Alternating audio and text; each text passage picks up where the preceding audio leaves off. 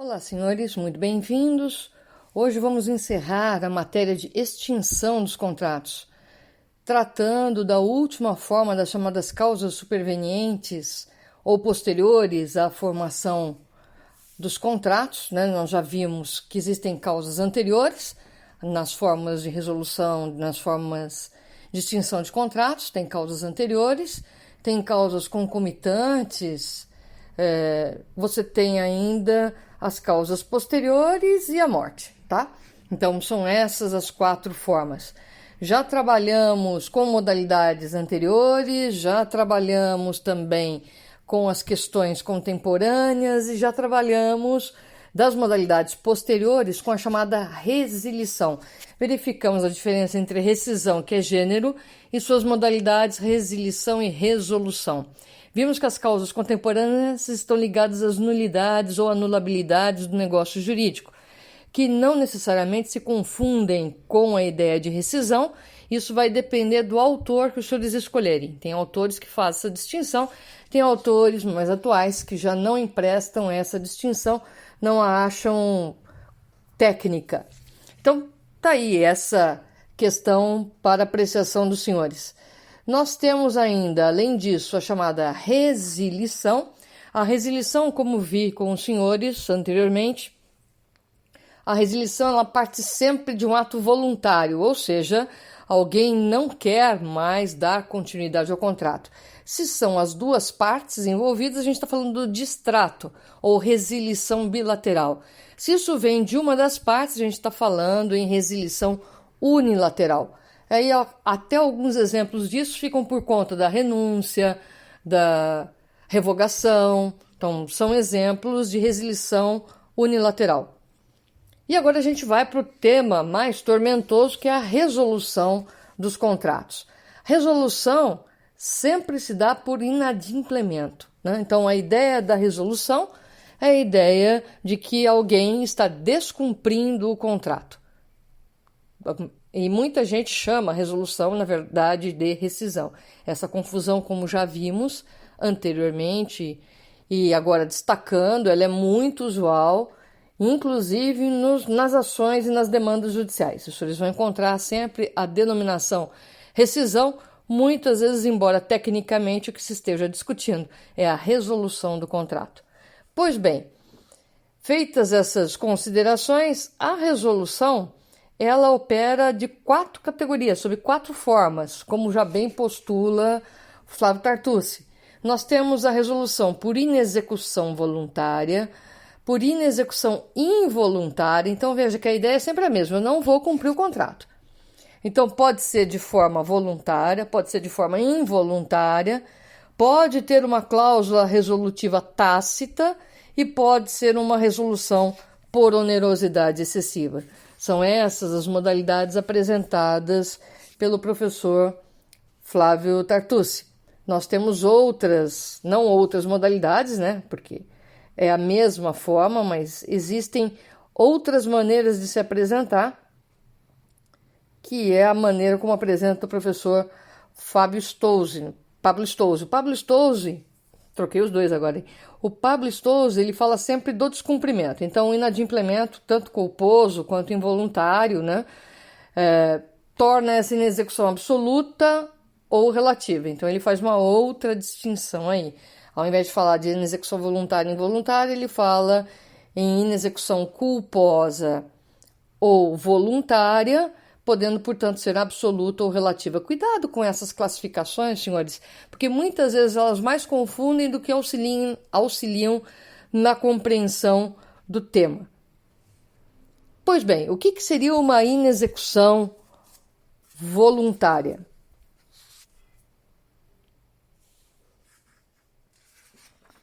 Aliás, a inexecução voluntária está relacionada à impossibilidade de prestar, por culpa ou dolo do próprio devedor, a obrigação contratada. Ou seja, ele não vai cumprir com a obrigação assumida. Na verdade, se houve recusa, seja ela justificada ou não, do devedor, cabe a ele pedir a resolução do contrato com a extinção consequente do vínculo contratual. O problema é a gente dimensionar a razoabilidade desse descumprimento para efeitos de aferição da responsabilidade civil, para saber se incide perdas e danos, não. Então, quando se fala em descumprimento do contrato por resolução, na verdade nós temos diversos temas acessórios que estão ali praticamente no entorno desse tema principal, né? Que é exatamente a questão de essa execução, se essa exceção foi substancial, se houve exceção de contrato não cumprido. Então, de que maneira operou a resolução? Então, essa é a grande discussão feita pelo professor Pablo Stolze. Para ele, por exemplo, você pode ter, e aliás quem fala isso também é o Flávio Tartucci, você tem na inexecução voluntária essa impossibilidade da prestação que, se você deu causa com culpa ou dolo, na voluntária, você vai arcar com as perdas e danos, nas formas já previstas pelo Código. Então aí você imagina que você tenha, por exemplo, desistido do pagamento de um contrato. E aí é que cabe verificar, gente, algumas teorias que vêm em socorro dessas causas de resolução por inexecução voluntária. Tá? Eu não consigo mais pagar, mas você não consegue mais pagar e já pagou quase tudo, porque aí isso daí chama-se adimplemento substancial, que é uma teoria hoje que decorre daqueles princípios gerais do contrato que a gente examinou, inclusive da função social do contrato e da boa-fé objetiva. Por quê, hein? Porque vamos supor que o senhor já tenha pago aí um valor mais do que substancial do contrato. Pagou 87%, 90% do contrato. Já imaginou se nós estamos falando, por exemplo, de veículos, em que você assegura, através, seja do contrato de leasing ou da alienação fiduciária, a possibilidade da reintegração de posse e retomada desses bens? Quer dizer que por uma dívida de 10% do valor do contrato, você vai resolver o contrato, porque está falando, olha, ele descumpriu, e retomar a totalidade daquilo que foi entregue? Não me parece muito adequada essa possibilidade. A isso se dá o nome de adimplemento substancial. E aqui fica a dica que eu dou para a leitura do professor Anderson Schreiber, que trata muito bem deste tema. Então, tomem cuidado, porque o adimplemento substancial, ele vem calcado lá naqueles princípios que alguns dos senhores vão ter que retomar agora, que são aqueles princípios contratuais, sobretudo função social e boa-fé, né? Então, ele impede, por exemplo, essa ação de reintegração de posse que eu mencionei, né? Ou uma busca e apreensão, porque existe um valor pequeno. Agora, esse valor pequeno, o Anderson Schreiber até chama atenção, porque existe uma confusão em balizar valor. Então, você vai estabelecer que é de implemento substancial o pagamento de quanto do contrato? 70%, 80%, 48%. A gente vai balizar por parâmetro objetivo, vamos colocar ali um montante, ou a gente vai colocar a noção já prevista no artigo 475, que determina aí que deve ser feito de acordo com a função, quer dizer, o contrato atingiu a sua função? Houve uma limitação, sim, a esse cumprimento integral. Tá, mas a utilidade, a função da contratação, elas foram de alguma forma satisfeitas? Porque se elas foram satisfeitas, você não precisa levar isso para uma resolução contratual. Você pode alegar como defesa, sim, a teoria do adimplemento substancial. Falando, olha, os bens estão comigo, eu estou fazendo o pagamento, agora eu não pude fazer. Porque entendam, senhores, você vai falar, mas isso daí é uma inexecução involuntária. Não, eu deixei de pagar. Às vezes você tem outra prioridade, às vezes acontece alguma coisa, você não tem condições de dar cumprimento ao contrário. Você ficou ao contrato, você ficou inadimplente? Ficou. Então ele pode resolver o contrato? Pode. Aí a maioria, gente, entra com pedido de resolução por inexecução voluntária. Tá aí o valor, ele que não quis pagar. Passou a data de vencimento, ele não pagou. É essa inexecução voluntária. Então eu terei que entrar e falar, não, aqui o que houve foi um adimplemento substancial. Espera um pouquinho. Não tem por que desfazer tudo. Vamos fazer uma revisão desse valor ou uma readequação nesse valor faltante e para dar integral cumprimento ao contrato. Então, tá aí uma questãozinha mais interessante, tá? Então, fica esse apontamento para os senhores. Superada essa teoria do adimplemento substancial, o descumprimento também pode ocorrer por fato alheio à vontade do contratante, que caracteriza a resolução por inexecução involuntária, ou seja, nas hipóteses de incorrer em impossibilidade de cumprimento da obrigação em decorrência de caso fortuito, aqui contemplado como um evento totalmente imprevisível, ou de força maior, que é o evento previsível, mas inevitável. Então, o que está acontecendo hoje seria o caso fortuito, né, que é um evento totalmente imprevisível. Como consequência, a outra parte contratual não poderia pleitear, obviamente, perdas e danos, sendo tudo que foi pago devolvido e retornando a obrigação à situação primitiva, ou seja, ao status quo ante. Eu devolvo, ele não pôde completar o contrato por situação alheia à vontade dele, então eu devolvo tudo que ele me pagou e ele me devolve o bem, por exemplo. Vejam que isso daí vai dar confusão também, né? Pensando na nossa realidade hoje. Marilena, não pode estar previsto algum tipo de responsabilidade por esses fatos imprevisíveis, mas previsíveis? Olha, existem algumas possibilidades sim, mas elas são raras, tá? São bem poucas. Quem quiser ler a respeito, o Flávio Tartucci fala alguma coisa a respeito delas. Discorda nesse ponto do Pablo Stossi. Então eu chamo a atenção para que vocês leiam um e leiam outro, porque isso daí é importante, né? Nós temos aí uma diferença de posicionamento. E nós temos aí a condição resolutiva tácita. Então, primeiro, cláusula resolutória expressa ou tácita, aí as partes podem prever no próprio contrato, no conteúdo dele, no objeto dele, que caso haja descumprimento do mesmo, esse será considerado extinto. Trata-se de uma chamada cláusula resolutiva expressa, quando eu coloco ali, ou pacto comissório. Eu coloquei ali, gera efeito dissolutório.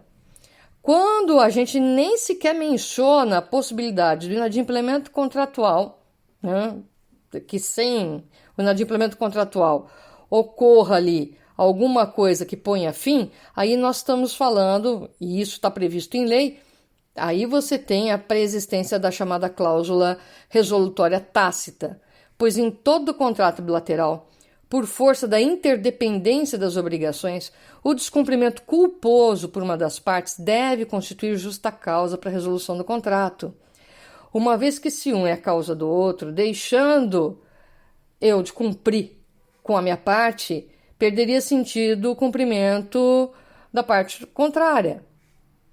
Tá? Então, a cláusula resolutiva expressa opera de pleno direito, como a gente já viu no 474. A tácita depende de interpelação judicial, porque não é a condição.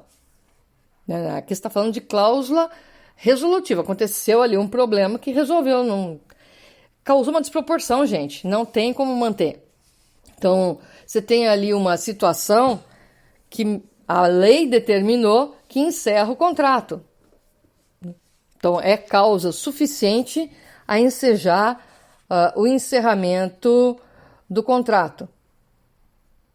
Então, tá aí algumas questões que são um pouco mais complicadas, talvez, para a compreensão dos senhores, né? Mas nós temos aí a excepcional adimplente contratos, previsto no artigo 476, que a gente vai ver que exceção de não cumprimento do contrato, que pode gerar extinção de contrato bilateral, sim. Quando eu falo, se ele não cumpriu a parte dele, eu não posso ser obrigada a cumprir a minha. Essa é uma medida de defesa. Por que de defesa? Porque às vezes quem está devedor aciona a outra parte que também está devedora. Como assim, Marilena? Não entendi. Ora, eu estou devendo para você. Não cumpri a minha parte no contrato, você também não cumpriu. Ninguém pode interpelar o outro. Você só entra em juízo se você está em dia com o contrato. Se você não está em dia com a sua parte da obrigação, como é que você vai interpelar o outro? Se você o fizer, corre o risco da outra parte alegar exception non adimplente contractus. Marilena, fiquei sem entender nada. Tudo bem, vocês tinham contratado um buffet para a festa de formatura. O buffet não foi entregue porque não teve a festa de formatura. Agora vem o buffet e cobra. Cobra o quê? Se não teve a festa de formatura. Deu para entender? Eles também não fizeram. Eles entregaram alguma coisa? Foram lá no dia? Não. Então, mas a gente quer receber. Receber pelo quê? Tá aí a excepcional de implante contratos. Isso seria motivo, gente, para fazer uma revisão de contrato, como a gente viu na aula anterior. Mas não para uma das partes requerer da outra que ela cumpra integralmente a parte dela, sem que aquela parte, no caso o buffet, tenha cumprido a dele. Ah, Marilena, você está querendo dizer que se o buffet tivesse feito tudo, é que geralmente você conversa antes, né? Olha, vai ter, eu entrego onde? Então, se ele não cumpriu prazo, local, termo, forma, tudo que estava estabelecido nas obrigações dentro do contrato, como é que ele vai exigir o cumprimento do pagamento? Da mesma forma, como é que eu vou falar para ele, olha, ele descumpriu o contrato porque ele não entregou o buffet? Tá, você fez a festa? Não. Então, gente, ninguém premia a má-fé. Má-fé não pode entrar em juízo ostensivamente gloriosa achando que vai imperar. Então, exception non adimplente contractus, a gente chama de meio de defesa quando o cidadão de má-fé ajuiza a demanda, né? Porque o certo aí é essas partes comporem ou tentar conversar um pouco entre elas. Por isso que a gente viu na aula anterior a questão da revisão contratual. Então, a exceção de contrato não cumprido é um corolário da chamada boa-fé objetiva. Então, óbvio que tem que existir a boa-fé, né? Se não houve aí qualquer dificuldade em relação a isso, não tem que se falar em exceção de não cumprimento de contrato. Tá? Então, agora eu não vou cumprir o contrato, por quê? Né? Por que não? E tem aqueles que têm o descumprimento parcial do contrato, né? Exception non rit adimplente contractus. Né? A norma prevê que, se depois de concluído o contrato sobrevier a uma das partes diminuição em seu patrimônio capaz de comprometer ou tornar duvidosa a prestação pela qual se obrigou, ele pode recusar-se à prestação que lhe incumbe até que haja essa garantia de satisfação, né? Então, aqui é uma questãozinha mais complicada, está previsto no artigo 474, nós temos aí a ação de cobrança acumulada com danos morais, atraso na conclusão de serviços. Então, nós temos algumas situações em que você pode exigir alguma garantia, falando assim, olha, pera um pouquinho, mas houve descumprimento? Houve, gente, mas foi parcial. Foi pequeno também. Lembra lá do adimplemento substancial? Marilena, eu confundi tudo. Então, vamos por partes. Nós tínhamos primeiro o descumprimento voluntário, tá? Então, o cidadão não quer mais cumprir o contrato por culpa, agiu de forma temerária, não guardou dinheiro suficiente, não tem caixa para completar a obra, não dá para entregar o prédio. Resolução de contrato por descumprimento. Ou da outra parte que não consegue pagar. Entenderam? Essa inexecução ela pode ser voluntária, quando houve culpa, você não calculou bem, ou dolo, né? Você não tem a intenção mesmo, tá? Você vai falar, mas Marilena, aí é resilição. Não, meu amigo, é resolução. Você gostaria de ficar com bem. Foi posterior ao contrato, tá? E não é resilição, porque não é uma manifestação unilateral. Se antes de ficar em débito, não chega lá e fala, olha, quero pôr fim ao contrato. como algumas pessoas estão fazendo agora. Olha, não tenho interesse em manter-me matriculado na escola X. Perfeito, vai lá e faz uma resilição. Você não está inadimplente. Na resolução, alguém descumpriu. Então, você já teve vencimento e já está inadimplente. Perfeito. Aí nós estamos falando de inexecução. Voluntária ou involuntária? Então, houve descuido seu e despreparo, ou você foi pego aí por um caso fortuito? Olha a Covid aí, né? Então, foi pego por um caso fortuito que acabou atrapalhando tudo. E aí nós temos medidas defensivas, dependendo daquilo que se alega. Então, a gente tem a exceção de contrato não cumprido, a teoria do adimplemento substancial, a gente tem a cláusula resolutiva expressa, que já foi explicada, a tasta que decorre de lei. Decorre de lei por quê, hein? Porque não é justo que, se você tem esquecido de colocar no contrato, que o descumprimento de uma das partes obrigue a outra a cumprir. Existe uma cláusula chamada solve et repete. Pague e depois discuta. Olha, gente, o Flávio Tartucci ele até exagera um pouco ao dizer que essa cláusula ela é abusiva nos termos do CDC. Perfeito, nos termos do CDC. Eu mesmo ensino que essa cláusula é abusiva, mas nós estamos no Código Civil. Toda hora você pegar as fontes do CDC eu acho fantástico, desde que isso tivesse sido autorizado pelo Código Civil. Me parece um exagero também, mas ainda está prevista a solve et repete, ou seja, primeiro você paga, depois você discute. Que cláusula louca é essa? Tecnicamente eu poderia colocar a cláusula solve et repete, que elimina a possibilidade de exception non adimplente contractus. Prof, agora que eu me perdi. Explico-lhe. Eu não termino a obra e cobro de você. Você vai alegar o quê? Em situação normal de temperatura e pressão. Professora, exceção de contrato não cumprido. Cumpra a sua parte para exigir que eu cumpra a minha. Ah, é?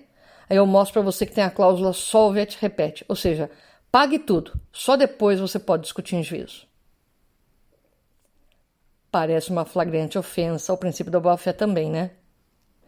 De novo, gente, tomem cuidado com os princípios função social e boa-fé. Vocês vão usar todo o tempo para tentar arejar a aplicação de alguns incisos e artigos do próprio Código Civil. E nesse ponto a gente tem uma ideia ali contraposta entre o Flávio Tartucci e o Pablo Stouzy, por exemplo, do Pablo Stouzy e dos dois em relação ao Carlos Roberto também, né? Então, dependendo dos autores que os senhores pegaram para estudar, fiquem atentos, porque a base jurídica não será a mesma. O fundamento não será o mesmo e a interpretação também não. Por isso que eu estou pedindo para os senhores prestarem atenção nas alegações feitas pelos autores que os senhores pegaram aí para estudar. Tá ok? Existe agora também, no artigo 477, uma teoria nova da inseguridade, que eu nem vou trabalhar aqui, porque a exception non adimplente contractus e a solve et repete, acho que já deu bastante confusão aí para os senhores. E aí a gente tem as outras formas de resolução. A última forma de resolução, que seria por onerosidade excessiva. Então, vamos lá, trabalhando a onerosidade excessiva, estampada aí no artigo 478. Então, nós temos aí, depois vou falar de novo da teoria da imprevisão, resolução por onerosidade excessiva. Eu vou colocar aqui o contraponto, porque na outra aula, quando eu falei de revisão, eu usei mais como base o Flávio Tartucci. Então, nessa aula, eu colocarei o contraponto, que é o professor Pablo Stouzy. Vocês verão que existe ali pontos comuns, pouquíssima divergência, né? Mas tem alguma mais relevante. Então, vamos lá. O professor Flávio Tartucci, o professor Pablo Stouzy, ele faz uma diferença entre teoria da imprevisão, cláusula rebus, e onerosidade excessiva, conforme a gente já tinha explicado também para vocês. Então, por uma questão de rigor terminológico, é que cabe fazer essa distinção, não pelos seus efeitos práticos. Então, teoria da imprevisão, resolução por onerosidade excessiva, que é o tema da aula de hoje, e cláusula rebus sic stantibus. A teoria da imprevisão é o substrato teórico que permite rediscutir os preceitos contidos dentro de uma relação contratual, em face da ocorrência de acontecimentos novos, imprevisíveis pelas partes, e elas não imputáveis, então elas não deram causa, mas foram imprevistos e imprevisíveis e ocorreram nessa relação contratual posteriormente à contratação. Então aqui você tem, segundo o professor Pablo Stolz, aplicação direta do princípio da boa-fé objetiva, pois as partes devem buscar no contrato alcançar as prestações que originalmente se comprometeram e na forma como se obrigaram. Então, para ele, a teoria da imprevisão seria esse substrato. Já a cláusula rebus sic stantibus, que é muito mais antiga, né? A teoria da imprevisão, como a gente viu, tem origem francesa. A cláusula rebus, que é muito mais antiga, ela já fala da finalidade, né? Ou seja, a ideia aqui é de que em todo contrato de prestação sucessiva, ou seja, contrato diferido, parcelamentos, haverá sempre uma cláusula implícita, portanto, a cláusula rebus, ela não está expressa no contrato, ela é implícita, no sentido de que em todo contrato de prestação sucessiva, a convenção não permanece em vigor se as coisas não permanecerem como eram no momento da celebração, que é a ideia do rebus sic stantibus. Então, as coisas como estavam quando celebradas. Se houver essa alteração, então aí você já tem um desequilíbrio contratual. Por isso que, com base na cláusula rebus, é que o Código de Defesa do Consumidor fará os pedidos de revisão contratual, porque ela não indica obrigatoriamente a resolução, ela aponta, no sentido de que o contrato não pode ficar dessa forma. Por quê? Porque está pesando mais para um lado do que para o outro. Não foi isso ajustado. A boa-fé tem que fazer com que o contrato mantenha ali o ajuste que foi feito quando de sua celebração.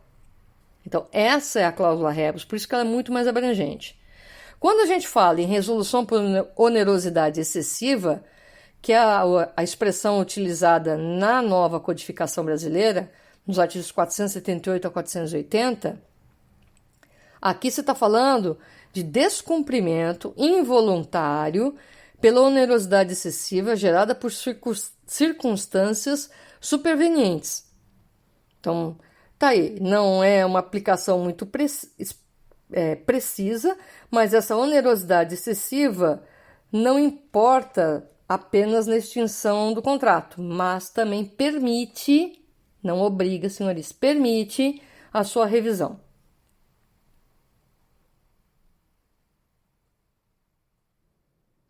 Então aqui ela está mais baseada na onerosidade causada do que no fato imprevisto. A teoria da imprevisão está baseada na ideia de fato imprevisto. Então, para você aplicar a onerosidade excessiva, a superveniência de circunstância imprevisível, que pode gerar o chamado mau negócio, né? A alteração da base econômica objetiva do contrato e a onerosidade excessiva. Então, é perfeitamente possível você colocar aí essas bases ou essas teorias, tá ok? Então, fica esses são os comentários do professor Pablo Stolz a respeito do assunto.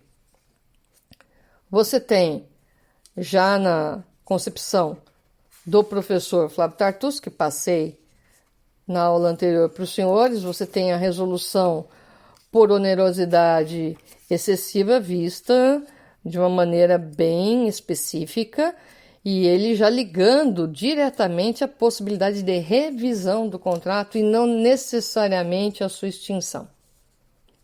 Tá?